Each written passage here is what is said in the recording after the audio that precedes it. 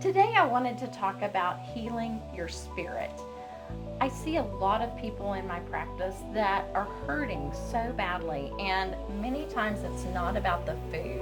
It's about pain in their life, and they're using food as comfort. So I've invited Diane Cantrell, who is a psychologist. She shared an office with us for many, many years, Diane. Yeah, we did. And we loved having you there. So we miss you already. But Diane is an expert at dealing with people, and as a psychologist, she sees a lot of pain. So I wanted you to come talk about how do we heal our spirit? That's a huge question. It's a Huge question.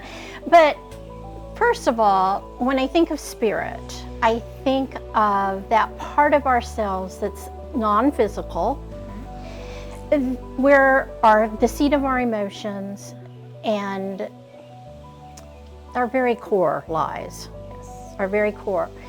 And it's, to me, the spirit is when we peel away all the shoulds, all the oughts, all the neuroses, all those negative messages we give ourselves and that we've heard from our mom or society or our culture. We peel all that away and find our authentic self. And then when we can stay in that place, that's something beautiful. However, stress and anxiety take us out of it all the time. But when I think of the spirit, I think of that authentic self where our real strength lies. Right. Wouldn't it be nice to always be your authentic self? I mean, Yes. people can engage with that. They feel led to be with that person, and we're always so afraid to be our We authentic are. self, right? We are. So I know that helping people get there is your expertise. So can you give us some tips, tools, things that we can do to lean more in that direction? Yes. First of all, this is no journey for sissies. It can be painful, It right? can be very painful, and I think that's why more people don't go on this journey. However, for those who are not afraid, and fear is a big part of our inability to heal, the first thing we need to realize is that it takes time. Secondly, we need to realize that everybody has emotional pain. Everyone's spirit has been crushed at some time or other, and it can be for many different reasons.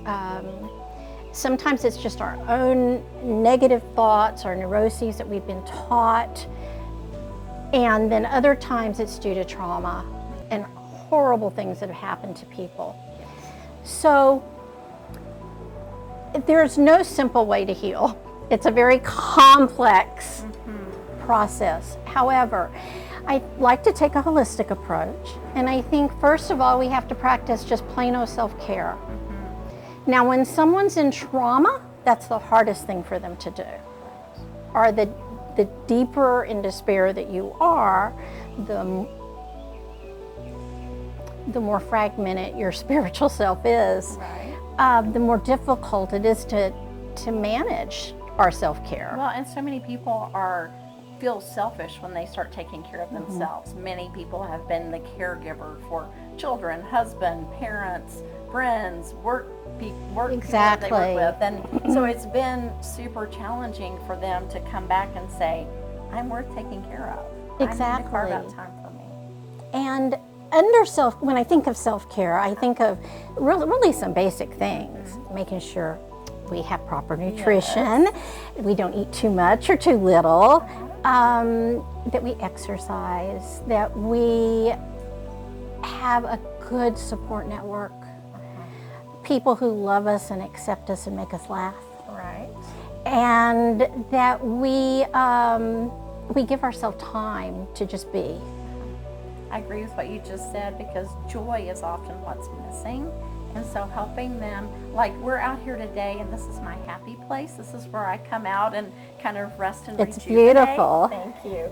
And so I wanted us to be out here because finding joy in the simplest things, you know, watching the birds come to the feeder, or watching the clouds roll through, you know, it's just so, when you can find a place that brings you joy and brings you happiness, I think that's part of the key. No, I think that's a great place to end, because people are looking for hope. They come in, they're hopeless. They, in my case, they've tried every diet known to man, and they pretty much sure that they will never be able to do this. And I imagine that many of your patients come in and say, I've tried everything, I think I'm destined to this life, and you can offer them hope. It's hope. They're discouraged. Yes, yes. And Not after they've been seeing you. Well, thank you. Thank you so much for being here today. Thank you for And having me. Yes, Diane, you're just a jewel. We've loved working with Thank you over the you. years, and wish you the very best now in your Thank next you. endeavor. Thank you. My next adventure. Yes, thank you. Thanks.